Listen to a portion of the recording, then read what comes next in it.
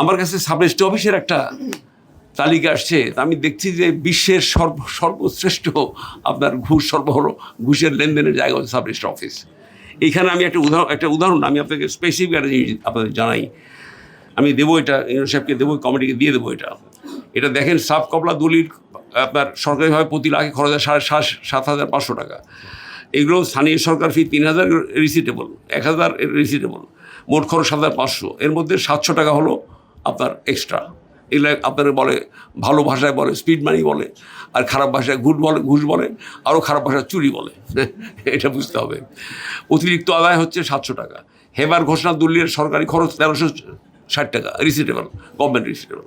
এখানে স্ট্যাম্প ফি অতিরিক্ত আদায় হয় 1500 টাকা একটা দলিলে, 1 লাখ টাকা দলিলে। সোজা কথা, জেলা রেজিস্টার ফি বাবদ 800 টাকা দিয়ে হয়, অর্থাৎ জেলা রেজিস্ট্রার সাহেবকেও আমাদের এখান থেকে তাকে চাঁদা দিতে হয়। এটা তো চাঁদা শুধু রাস্তাঘাটে চাঁদা বলি, এর চেয়ে বড় চাঁদা কী হতে পারে?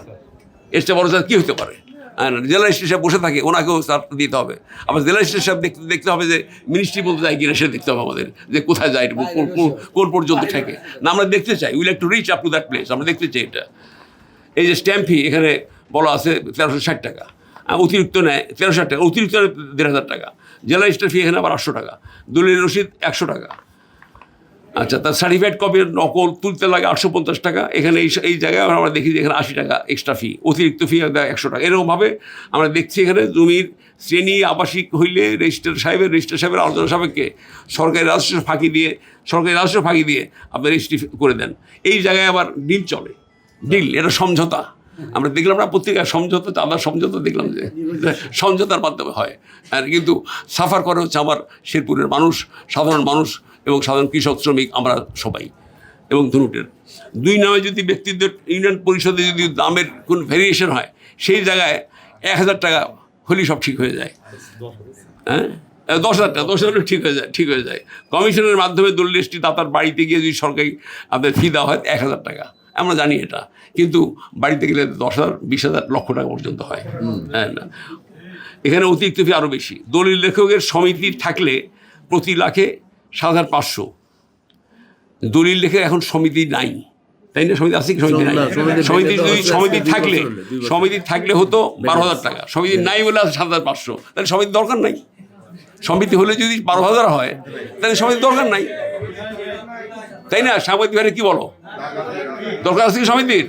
আমরা চাই না। আমরা যে সাফারিংটা জনগণের উপর যাবে সেটা আমরা মানি না, আমরা করতে দেবো না এগুলো।